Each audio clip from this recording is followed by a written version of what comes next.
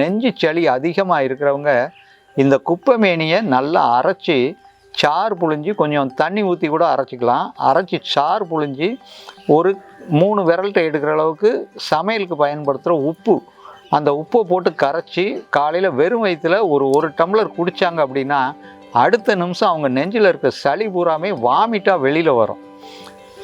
அந்த வாமிட்டாக வெளியில் வந்த உடனே அவங்களுக்கு மூச்சு இறைப்பு, நெஞ்சு சளினால் வயோதிக காலத்தில் ரொம்ப சிரமப்பட்டுக்கிட்டு இருப்பாங்க.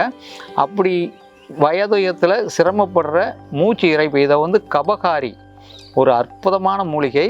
இது உடம்புல இருக்கிற சொரியாசிஸை சரி பண்ணக்கூடிய ஒரு நல்ல மூலிகை.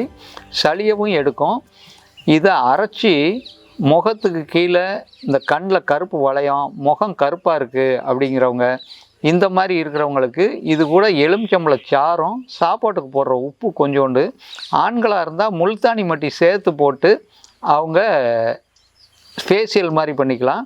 பெண்களாக இருந்தால் மஞ்சள் பொடி சேர்த்து அவங்க ஃபேஷியல் பண்ணிக்கலாம்.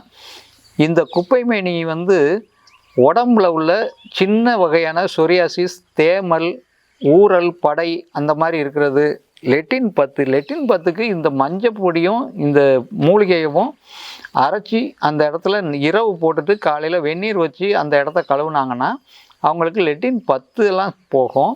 இந்த வேர் பார்த்திங்கன்னா உடம்புல இரைப்பையில் இருக்கிற கிருமிகள், புழு, நம்மளுடைய லார்வா புழுன்னு சொல்லுவாங்க, அந்த மாதிரி சாப்பிடவே முடியல, எங்களுக்கு பசிக்கவே இல்லை, சாப்பிட்ற சாப்பாடு ஒழுங்காக ஜீரணமாக மாட்டுக்கு, சாப்பிட்ற சாப்பாடு உடம்புலையே போய் சேரலைங்கிறவங்க இந்த குப்பைமேனி வேரை தட்டி கஷாயமாக்கி அந்த கஷாயத்தை தினமும் குடித்தாங்க அப்படின்னா ஒரு 5-6 நாளில் இரைப்பை சுத்தமாயிரும்.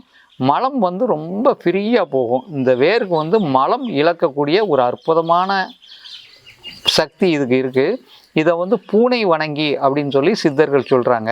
இந்த வேரை நீங்கள் பறித்து வீட்டில் ஒரு 5-6 செடியை வேரோடு போட்டிருந்தீங்கன்னா பூனை இந்த வேரை எந்நேரமும் கடிச்சிக்கிட்டே இருக்கும். இல்லை இந்த வேர் பக்கத்தில் படுத்து கிடக்கும். பூனைக்கு ரொம்ப பிடித்தமான ஒரு மூலிகை. இந்த இலையை பறித்து சாறு எடுத்து உடம்புலெல்லாம் தேய்ச்சிக்கலாம். சொறி இருக்கிற இடத்துல இருக்கிற சொறிகள் எல்லாமே தீரும்.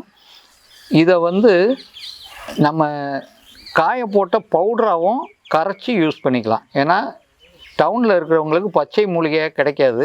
அதனால் மூலிகை கடைகளில் இதோடைய சூர்ணம் கிடைக்கும்.